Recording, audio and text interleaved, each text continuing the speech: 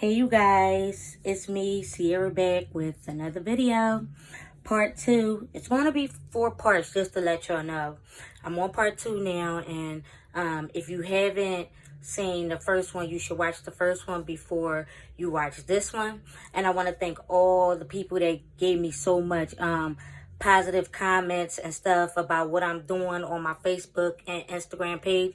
I really appreciate that. This really means a lot to me, and I just feel like, it's time to tell my story. And now we're going to get to April of 2008, which I was turning 21. And normally when you're turning 21, it's a big step for like men, young ladies, young men. That's a big step. So, while everybody else probably was happy about turning 21, I was in a depression state. I was, didn't know where to go, what to turn, or what to do.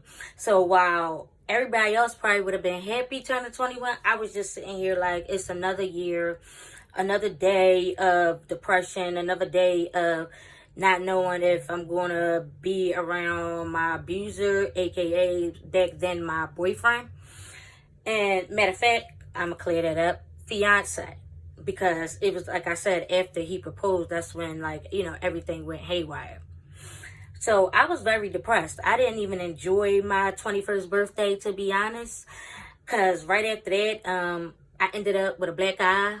He blacked my eye because one night I didn't come home. And to be honest, I didn't come home because I didn't want to be bothered with him. I was really starting to get to that moment where, I'm sick of the abuse and I'm really tired of trying to make things right when it always seemed like I'm doing wrong. And I was still young, but people would be like, oh, well, it only was 4 months that he was abusing you. 4 months with abuse is a long time, believe it or not. It's a very long time. Because it's like I said, once you get abused, you have to wait for your body to heal. I had a black eye. I was so embarrassed that I was wearing shades. And I was out one night and I still had the shades on. And some guy I know named Hakeem, rest in peace, Hakeem. He came over like, why you got these glasses on at night or whatever? And I didn't say nothing. I was like, because I want them on. And he snatched them off and he seen my eye. My eye was closed and it was black. And he was like, he hit you again, because he respected my wishes of just not getting involved or whatever. And I said, yeah, whatever. And I think that was the point where I really was like, okay, I can't take it anymore. I got people looking at me crazy, so you, instead of trying to leave, you wear sunglasses to try to cover up what he did to you. And I was tired of being embarrassed, basically. So the next thing, I guess, him treating me like that did cause me to lash out and, start seeing other guys or whatever. And one time he followed me and he caught me, and we were fighting at the gas station. And I was tired of him hitting on me. So yes, I was fighting him back. Yes, I was. I was fighting him back. Enough was enough of me just sitting around allowing him to beat on me. I'm going to have some type of dignity. And I tried to fight back. And he knocked me out. Okay? My cousin found out. I was knocked out. He carried me into where he was working at. And my cousin found out and she was trying to fight him. Yes, that's just how she is. And long story short, she took me home. I woke up in the middle of the night. I was screaming and hollering because I was in so much pain. Now, at this time, I didn't know that when he knocked me out, he fractured my jaw. I'm talking about my gums could actually go like this because it was split in the middle or whatever. And I got up, I was crying, there was blood everywhere, and I was crying to my mom, and I was telling her, oh my God, my mouth, and I was like, look at it, it's split. And I was frantic because I never had nothing like this happen to me before. I when it comes to my mouth, I never had nothing happen. I never even needed braces or whatever because my doctor said I had perfect teeth. So I called my mom. She called the ambulance. We got to the hospital, and they basically told me that they had to put screws in my mouth and wires to wire them shut. Yes, I had a wired mouth. And I was scared because I never had to do surgery before. So, I was kind of, scared. And they was telling me I had to relax, or whatever. So I finally did relax. I finally got the surgery. And yes, I had the screws on with wires. So I was talking basically like this. And I couldn't eat anything but like mashed potatoes and stuff like that because, you know, my mouth was messed up. And I'm gonna be honest, that was the last hit he ever did to me. Because it was every time he would do something to me, beat me, black my eyes, slap me, he would come with a bigger diamond ring. Okay? And I'm not talking about take that ring back and upgrade. Like, he would bring me a bigger ring.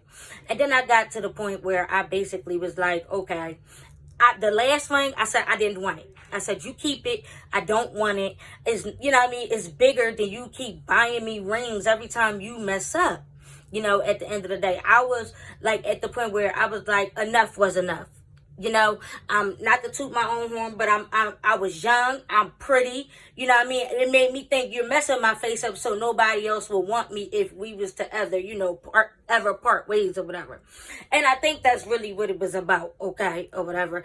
And at the end of the day, I just was like, no more, no more. I'm putting up with no more. So I broke up with him. Now, he pretended to be friends, like, okay, we could be friends, and, you know, like, he pretended like everything was okay and we could be friends. So I'm thinking, okay, well, if you still want to be friends, but, you know, this relationship is over, you know, then that's that. Like, he even was by me when another guy came up and tried to talk to me, you know. I didn't give him my number, but he asked me to have a boyfriend, and I said no. You know, he sat there like it was nothing. He didn't act like it bothered him or anything. So I'm like, okay, good. He really is accepting the fact that we are broke up and this is over. So, one thing about an abuser, you know, they have two sides. They know how to fake it. You know what you say, fake it till you make it. Like, they know how to do that excellently. You know, you might get the bad version of them, but when they're around other people, they show they're just like the best thing ever. You know what I mean? People will be like, why would you even want to leave him or her? You know, she or he is just like the sweetest, and you be thinking in your mind like, that's what he's showing you. I know the real him. I know the behind the closed doors him. You don't know that, but I'm not going to tell you that, you know what I mean? Anyway, that would probably get him even madder. You know, I've really, for a long time, been looking up things on domestic violence, and I learned 1 out of every 4 women get abused. 20 people per minute get abused. It's serious out here, and while people are looking at other things, which it is, other things are serious, but you can't forget about this, because the numbers are escalating. You know what I mean? It's getting worse. I'm talking about when I was younger and I used to watch the news and something might have happened with domestic violence. I watched it, but I never paid it any mind. Now, when I watch it, it's like, I think I have a survivor's remorse, you know, because I be feeling so bad when somebody might have been in the predicament I was in and they didn't make it out alive. You know, I feel so bad, and I always wonder, like, why me? You know, and the crazy part about that is, I think now I understand why me. Like, I woke up one day just out of the clear blue and was like, it's time to tell my story. Enough is enough. We need to bring light to domestic violence.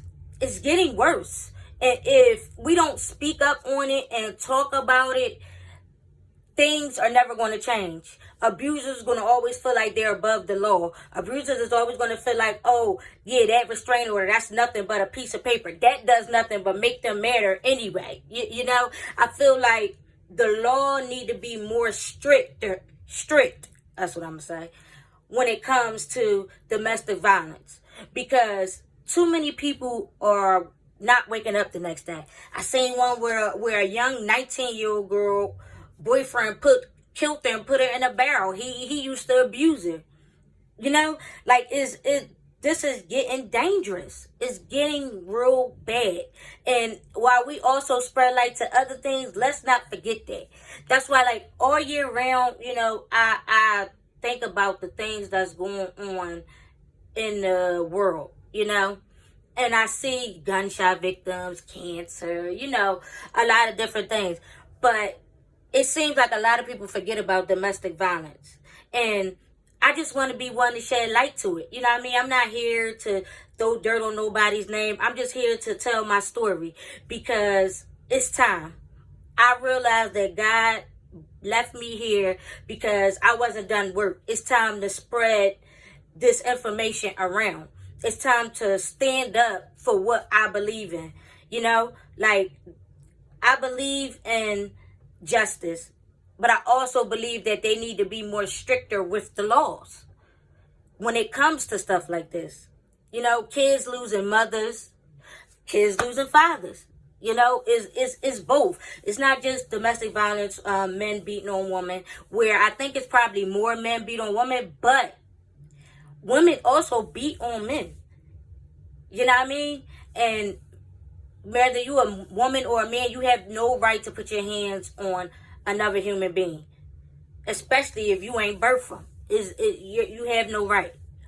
And I really would like to thank my friends and family because ever since this happened to me, they really like been behind me, had my back. Like, I'm talking about my brothers, sisters, cousins, aunts, you know, all of that. They all had my back through this, and they've been supporting me with me coming out to tell my story. My mom, she's very proud of me right now because I'm not going to talk about what happened to me directly on this one, but after what happened to me, I was mad at the world.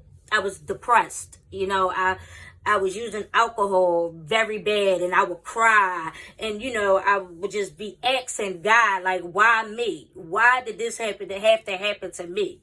You know, but as time went on and went on and went on, I'm starting to see why it happened.